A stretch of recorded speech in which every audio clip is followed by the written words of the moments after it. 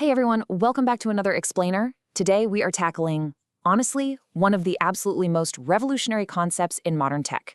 We're going to completely break down the transformer architecture and the attention mechanism. Basically, we're looking under the hood at the actual engine driving modern AI. It's going to be a lot of fun, so let's get into it. So have you ever actually wondered how ChatGPT understands a massive, rambling paragraph without totally forgetting the very first sentence you typed? I mean, it literally feels like magic sometimes, right? But it's not magic. It's just brilliant engineering. And today, we are going to decode exactly how it pulls this off. Okay, let's look at our roadmap for today's Explainer. We're going to start with a problem with older AI, then define what a transformer actually is. Next, we'll unpack the attention mechanism, see how these models handle word order and translation, talk about why transformers totally change the AI landscape, and then wrap up with a quick review of key terms and next steps. Part 1. The problem with older AI, the limitations of early language models. You know, before transformers came along, AI tried to understand language using these older models called RNNs, or recurrent neural networks. Now, think of an RNN kind of like a person reading a book one word at a time, trying to keep track of everything on a tiny little sticky note. The huge problem there? Well, by the time they reach the end of a really long winding sentence, that sticky note is completely full. They've literally forgotten what happened at the beginning. In the AI world, we call this the long-range dependency problem. Plus, because they read sequentially, literally word by painstaking word, you couldn't parallelize the work. Training was just painfully slow. We desperately needed a solution that could process all those words simultaneously. Moving on to Part 2. What is a transformer? The ultimate paradigm shift in AI. So, simply put, a transformer is a deep learning model architecture that is specifically designed to process sequences of data by looking at all the words at the exact same time. Actually, scratch the reading left to right thing entirely. A transformer just takes in the entire sentence at once to figure out which words are most relevant to each other. It literally takes in the whole picture in a single snapshot. Now, this incredibly brilliant architecture generally has two main parts. First up is the encoder, and its job is to read and deeply understand the input you give it. Second is the decoder, which takes that deep understanding and uses it to generate the final output sequence, like a translation or, say, a chatbot response. Now, some models use both, while others only use one, but these two parts really form the foundation of the whole thing. Part 3. The attention mechanism explained. Finding the signal in the noise. Okay, imagine you are at a really loud, crowded party. There are dozens of conversations happening all around you at once. But suddenly, someone way across the room says your name. Your brain instantly tunes out all that background noise and focuses on that one single relevant signal. Well, the attention mechanism works exactly the same way. When the model is processing a word like it in a sentence, it looks at every single other word and decides which one to pay the most attention to, perfectly connecting it to animal instead of, say, street. To really grasp how it does this, let's use a library analogy. Imagine you walk into a huge library and ask the librarian for books about space exploration. Your specific request? That's the query. The librarian then scans the labels on all the bookshelves. Those labels are the keys. Finally, she pulls out the actual content of the books that match best to hand over to you, and those are the values. So, in a transformer, every single word creates a query, a key, and a value.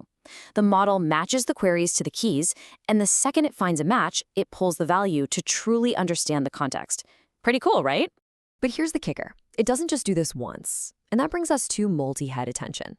This essentially means running this entire attention mechanism multiple times, all in parallel, to capture completely different types of relationships within the exact same sentence.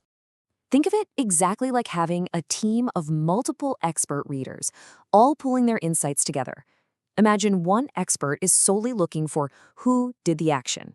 Meanwhile, another expert is strictly looking for possession, like whose book it is, and a third expert is just hunting for the reason why something happened. Each head captures a totally different relationship, and then all their findings are combined into one incredibly rich, deep understanding of the sentence. Part 4. Word order and translation. Giving text a sense of structure.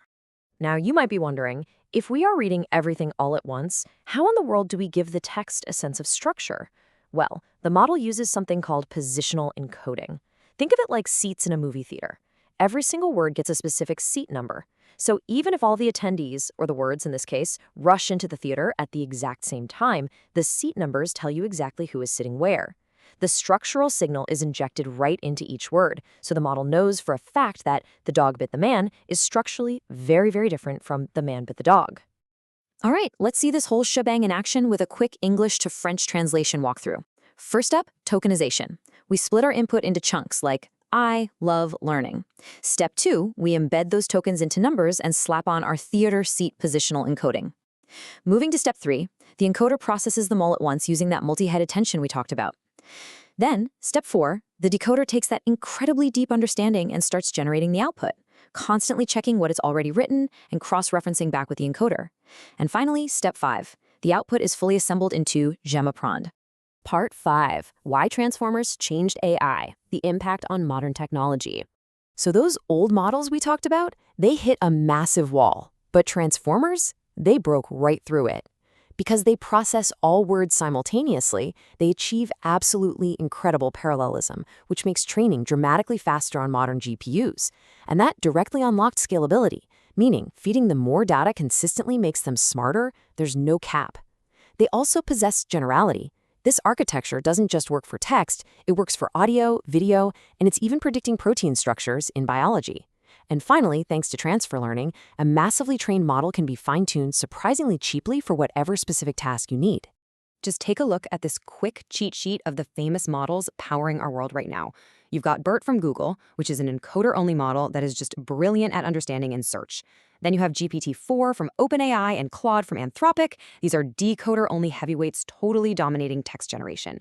We also have Whisper for speech-to-text and the Vision Transformer, or VIT, which proved this architecture works perfectly for image classification too. Part 6. Key terms and next steps. Wrapping up the explainer. Okay, it is time for our rapid-fire 60-second recap. Ready? Attention is how the model focuses on what's relevant.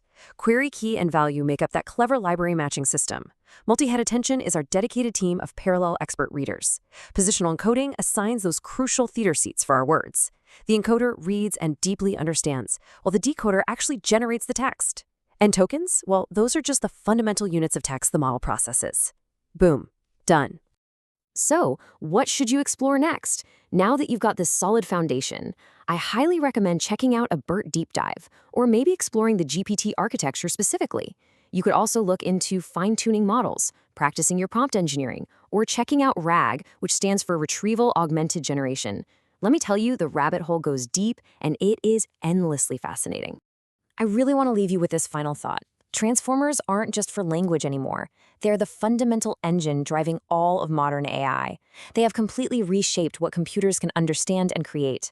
So I guess the real question is, now that you actually understand how the engine works, what are you going to build with it?